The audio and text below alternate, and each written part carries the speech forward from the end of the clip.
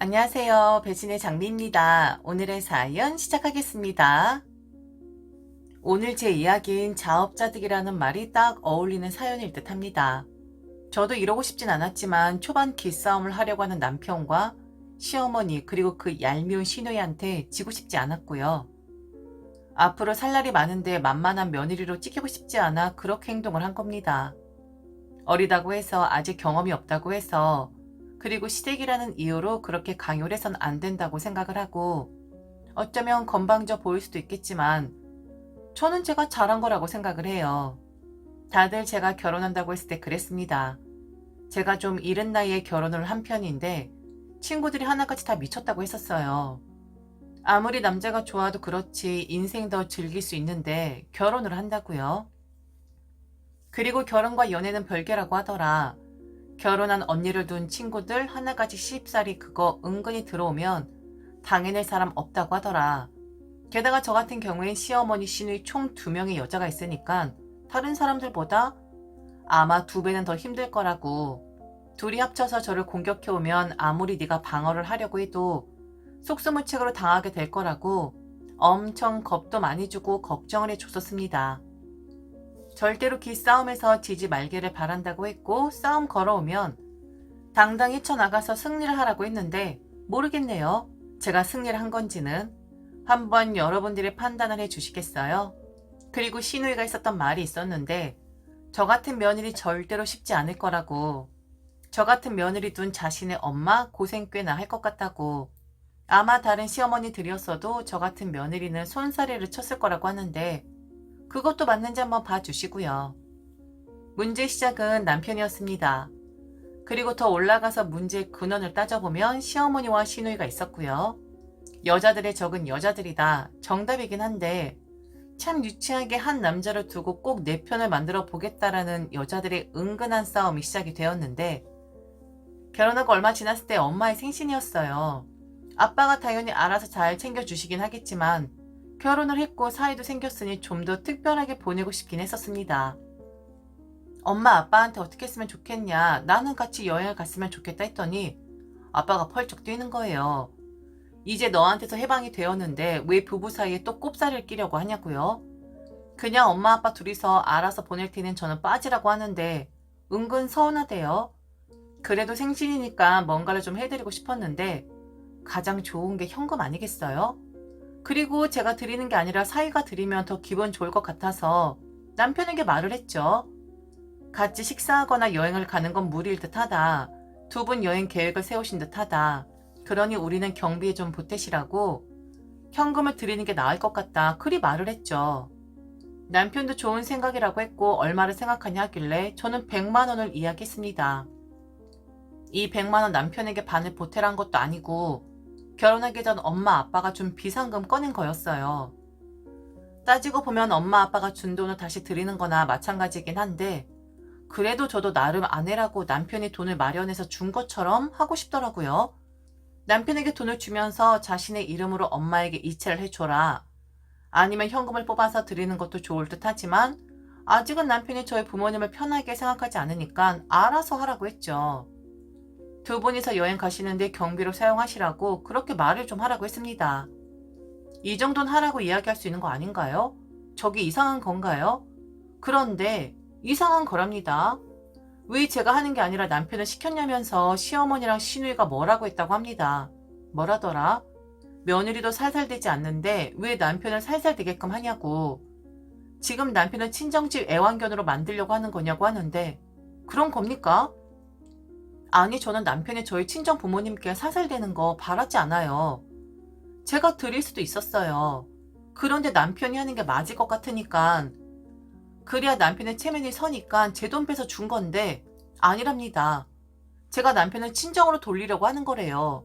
그리고 그런 걸 왜 남편은 시어머니랑 시누이한테 떠들어댔는지 이해를 할 순 없지만 우선 가장 큰 문제는 저 일로 인해서 시어머니와 시누이가 제게 기싸움을 걸어왔다는 거였습니다. 그리고 그 100만 원, 기가 막히게도 중간에 시어머니가 가로채 갔습니다. 저희 친정 부모님은 사시는데 전혀 문제가 없어요. 2분이서 가고 싶은 곳, 먹고 싶은 거, 2분의 힘으로 하실 수 있는 경제 능력 가지신 분들이고 그렇게 자식이 주는 돈에 의지하면서 사셔야 하는 분들은 아닙니다. 저를 도와줬으면 도와줬지 제가 기대해서 제 돈을 바라면서 사실 분들은 아니세요. 너무 감사하게 생각하는 부분이고 경제 능력 있으신데 부모님 결혼하긴 전엔 몰랐는데 결혼하고 나니까 그게 엄청 든든하고 좋은 거였더라고요. 그에 비해 시댁은 시누이가 벌어오는 돈 그리고 저희가 드리는 돈에 의지를 하셔야 합니다. 결혼했을 때 용돈과 생활비 올려달라고 하셨는데 저 그때 아무 말 하지 않았었어요. 결혼을 했다고 해서 그동안 지원하던 거 끊어버리면 유치한 행동이고 시댁 사정 다 아는데 줄 수 없다고 하면 남편 입장 곤란해지는 거잖아요. 그런데 제가 시댁을 생각하고 배려했었던 건 까맣게 잊고 그 말 좀 하라고 했다고 돈 남편 이름으로 드리게끔 했다고 뭐 애완견이네 친정으로 아들을 돌리네 라는 말을 하는데 진짜 어이가 없더라고요. 그리고 그 100만 원 시어머니가 가로챈 이유도 어이가 없었는데 있는 사람들인데 왜 주냐는 거였습니다. 없는 사람을 더 챙겨줘야지 하물며 자신은 남편도 없지만 저희 엄마는 남편도 있지 않냐고. 생일이라고 해서 둘이서 해외여행 갈 정도로 돈 있는 사람들인데 뭐하러 돈을 주냐는 거였습니다. 자신이 더 필요하니 그 돈은 자기가 가지는 게 맞고 그리고 우리 아들 이름으로 주기로 했으면 우리 아들 돈이나 다름없는 것 아니냐면서 중간에서 가로채 간 겁니다. 왜 이러는 건가요? 이러는 이유가 뭔가요? 이게 바로 기싸움이고 시집살이 맞는 거죠. 저를 지금 못살게 굴려고 억지 부리는 거 맞는 거죠. 아주 당당하게 그러더군요. 저보고 그러면 안 되는 거라고요. 그렇게 뒤에서 수작 부리는 거 아니라고. 아무리 처가가 잘 살아도 사위를 살살되게 하는 건 아니라고. 백년 손님이라는 말이 괜히 나온 줄 아는 거냐 하는데 백년 손님? 예전에 사위들이 왜 백년 손님 대접을 받았는 줄 다들 아십니까? 결혼시킨 우리 딸 먹여 살리니까 보살펴주고 편안하게 해주는 그런 존재니까 처가에서 백년 손님이란 대우를 받았던 거라고 알고 있습니다. 그런데 요즘 세상에 그런가요? 제가 돈을 안 버는 것도 아니고 돈이 없는 것도 아니고 남편한테만 기대서 사는 것도 아닌데 여전히 백년 손님 대접을 해줘야 한다? 끝까지 장인 장모님이 어려워하는 그런 사위가 되어야 한다? 뭐 이런 말이잖아요. 세상에 정말 요즘 세상에 게다가 그리고 이런 말까진 안 하고 싶은데 뭣도 없으면서 저한테 큰소리 칠 만한 상황 아니면서 우리 부부에게 의지해서 사시는 분이면서 제 돈도 시댁에 들어가는데 그럼 저한테도 기대서 사는 분인데 저런 소리를 한다? 완전 웃긴 거죠. 정말 적반하장인 거죠. 게다가 시누이도 그렇습니다. 시어머니한테 착 달라붙어서는 사람을 컴다운 시켜야 하는데 한술 더 뜹니다. 이러다가 엄마 아들 빼앗기는 거라고. 요즘엔 저렇게 머리 써서 처가에 더 잘하게 하는 며느리들이 많다고 한다고. 돈 있는 처가니까 엄마 아들도 아마 솔깃하지 않겠냐고. 이렇게 하다간 본인 결혼하고 나면 엄마는 홀로 지내는 것이고 아마 아들도 그렇고 며느리도 그렇고 들여다보지도 않을 것 같다고. 솔직하게 엄마의 처한 현실을 한번 보라고. 지금은 자기가 있지만 자기 없으면 완전히 쟤들한테 기대서 살아야 하는데 돈도 없고 집만 되는 시어머니? 아마 안 보겠다 말할 것이고 저런 마누라한테 세뇌당해서 아마 엄마 아들도 엄마 안 볼 수도 있다고 막 그냥 발전을 하는 거예요. 이야기가 끝이 없었고 최악의 상황으로 치닫는데 그럴수록 시어머니는 더 흥분을 할 수밖에 없었죠. 정말 그렇게 되는 거 아니냐고요. 그러니 이번 기회에 단단히 제 고삐를 잡아야 할 것 같다고. 다시는 뒤에서 그런 수작 부리는 행동 못하게끔 한다고 어리다고 그냥 봐줬는데 능구렁이가 들어가 있는 것 같다면서 저를 보면 으르렁대는데 무서워라. 무서운 척을 해줘야 하나 싶었습니다. 그런 척이라도 해야 더 이상 저를 수작이나 부리는 며느리 취급하지 않으려나 싶어서 그럴까 생각을 했었죠. 너 그렇게 수작 부리지 마. 우리 아들 살살되게끔 하지 말라고. 그리고 그 양반들이 뭔 돈이 필요하냐? 그럴 돈 있으면 나를 더 챙겨줘야 맞지 않니? 내가 뭐가 있냐? 아무것도 없는 나를 챙겨야지. 그나마 남아있는 아들인데 그걸 살살되게끔 만들어? 돈 있는 양반들은 차고 넘쳐서 그 돈 줘도 간에 기별도 안 가. 넉넉한데 뭔 티라도 나겠냐? 그러니까 말이야. 정말 잘못 생각한 거다. 그리고 100만 원? 우리 엄마 얼마 주니? 200 주는 거 아니야? 그런데 니네 집엔 한 번에 100? 정말 통 크다. 우리 며느님이 정말 통이 크신 분이었구나. 그러니깐 그런 수작질도 부리지. 어리다고 봐주지 않아.